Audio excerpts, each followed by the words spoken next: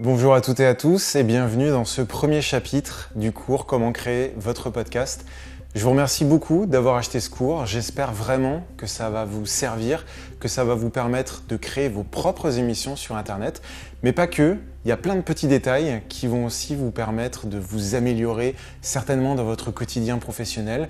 Comment améliorer sa diction, comment prendre la parole, comment mener une discussion, comment mener une belle interview, poser les bonnes questions et toutes ces petites choses qui, j'espère, vont vous donner plein d'astuces au quotidien. On va rentrer dans le vif du sujet avec cette première leçon qui va vous expliquer en fait les généralités, qu'est-ce qu'un podcast et comment ça fonctionne. Alors, c'est vrai, qu'est-ce que le podcasting? Le podcasting, c'est très simple, c'est le terme technique qui décrit la manière dont va être distribuée votre vidéo ou votre fichier audio aux spectateurs ou aux utilisateurs qui vont en faire la demande. Voilà. C'est ni plus ni moins la technique, tout l'aspect technique qui va permettre d'envoyer vos podcasts vidéo ou vos podcasts audio, ça dépend comment vous voulez les faire, aux utilisateurs qui vont s'abonner ou qui vont demander à les regarder. Alors comment ça fonctionne? On va reculer un petit peu dans l'historique. On va parler de ce qu'on appelle la radiodiffusion, le broadcasting en anglais. Le broadcasting, c'est ce qu'on a tous connu depuis maintenant des dizaines et des dizaines d'années. C'est ces grosses antennes qui vont diffuser des ondes radio. Ça peut être des ondes radio audio, pour la radio dans la voiture par exemple, ou les postes radio à l'époque, mais ça peut aussi être des ondes radio pour la télévision, avec l'image, le son et des données, comme par exemple le télétexte. C'est un mode opératoire qui va que dans un seul sens, c'est des grosses antennes, ça émet des ondes et on a plein de petits récepteurs, que ce soit une radio, une télévision, qui va capter ces ondes et qui va l'afficher plus ou moins bien en fonction de la zone de couverture. Le principe des satellites, c'est à peu près pareil. On a un satellite en l'air qui lui va faire, qui va couvrir une zone et va faire un effet miroir et vous allez pouvoir récupérer une partie de ces ondes et pouvoir regarder la télévision par satellite qui nous a donné plus de choix et un petit peu d'interactivité.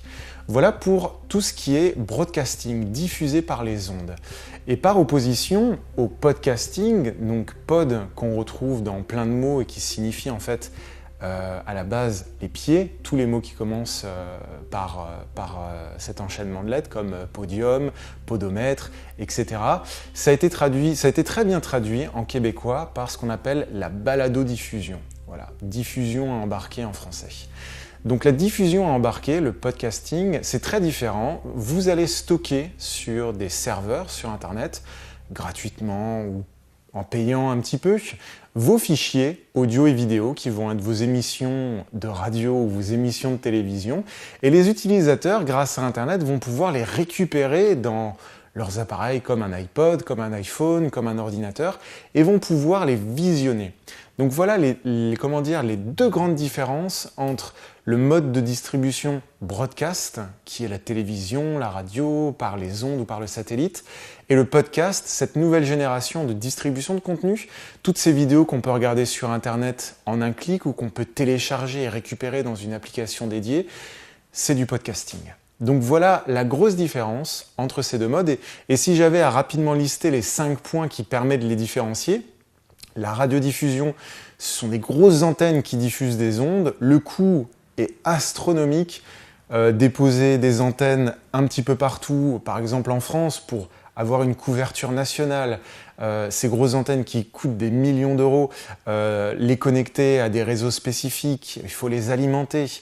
Elles émettent des ondes que les utilisateurs vont réceptionner dans leur voiture ou dans leur télévision. C'est unidirectionnel, c'est-à-dire vous êtes devant votre télévision et vous recevez une onde. Vous n'avez quasiment aucun moyen d'interagir avec l'émission ou les personnes que vous êtes en train de regarder. Ça va que dans un seul sens. C'est vraiment du broadcast, c'est de la diffusion. La lecture en continu, ça c'est quelque chose qui est excessivement problématique, c'est-à-dire que les gens qui font de la télévision ou de la radio ont des grilles de programmes. Et ces grilles de programmes qui vont de 5h du matin à très tard le soir, ils sont obligés de les combler. Parce qu'on a une lecture en continu. Si vous voulez voir une émission en direct, il faudra vous présenter tel jour à telle heure devant votre poste sur cette chaîne de télévision ou cette chaîne de radio, et c'est tout. Heureusement maintenant, ils commencent enfin à les distribuer correctement en replay pour qu'on puisse les regarder ils commencent à faire du podcast avec leurs émissions. Mais il y a encore beaucoup de chaînes qui les retirent au bout de 7 jours, elles sont plus accessibles, ou c'est excessivement compliqué d'y accéder en dehors d'un ordinateur. Donc, on a une lecture en continu, on doit se présenter tel jour à telle heure pour pouvoir bénéficier d'un contenu, et dans beaucoup de cas, on ne peut pas en bénéficier au-delà de 7 ou 14 jours. Et c'est un format qui est en régression, parce qu'il est coûteux, parce qu'il a de moins en moins de sens, parce que les jeunes passent quasiment plus de temps devant la télévision, mais sont sur leur smartphone et n'ont plus envie de se dire ce soir à 20h, il faut que je sois devant tel objet pour pouvoir regarder telle émission. Ils ont envie de le regarder avec 15 minutes de différé, ils ont envie de le regarder dans 30 jours. Bref, c'est un format qui est très coûteux, qui va que dans un sens et qui a de moins en moins de sens pour les consommateurs d'aujourd'hui, notamment les jeunes. La différence avec le podcasting, c'est qu'on a une réception par Internet. Ce ne sont plus des antennes, donc il suffit d'avoir une connexion Internet plus ou moins rapide, de l'ADSL. Voilà, ce qu'on retrouve à peu près partout. On a un coût plutôt modeste, voire même quasiment gratuit pour vous qui allez démarrer. Vous allez pouvoir très facilement héberger vos émissions audio ou vidéo sur Internet et pouvoir les distribuer. Donc le coût est assez ridicule. C'est omnidirectionnel, c'est-à-dire que quel que soit le mode que vous allez choisir, en audio, en vidéo ou en live, vous allez pouvoir ajouter énormément d'interactions avec les gens qui vont vous regarder. Ça peut être des interactions en direct, si vous diffusez en direct votre enregistrement.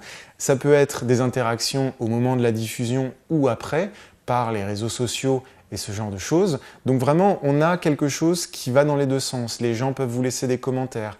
Vous allez être classé en fonction du nombre de commentaires et de notes que vous allez recevoir. Donc tout fonctionne grâce à une communauté d'utilisateurs et pas simplement à un gros média qui décide à un moment de mettre de l'argent pour diffuser des ondes sur un territoire donné.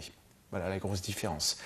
Et c'est un format qui est en forte croissance, déjà pour tous les gens qui, comme vous et moi, ont envie de faire de la vidéo sur Internet et de diffuser leur création, mais aussi parce que les anciens médias commencent de plus en plus à podcaster leur émission, ce qu'ils appellent le replay. Aujourd'hui, la plupart des chaînes de télévision proposent de voir en replay les émissions de la veille ou d'il y a d'une semaine, et de plus en plus commencent même à proposer des replays en illimité, comme par exemple les podcasts radiophoniques de Radio France.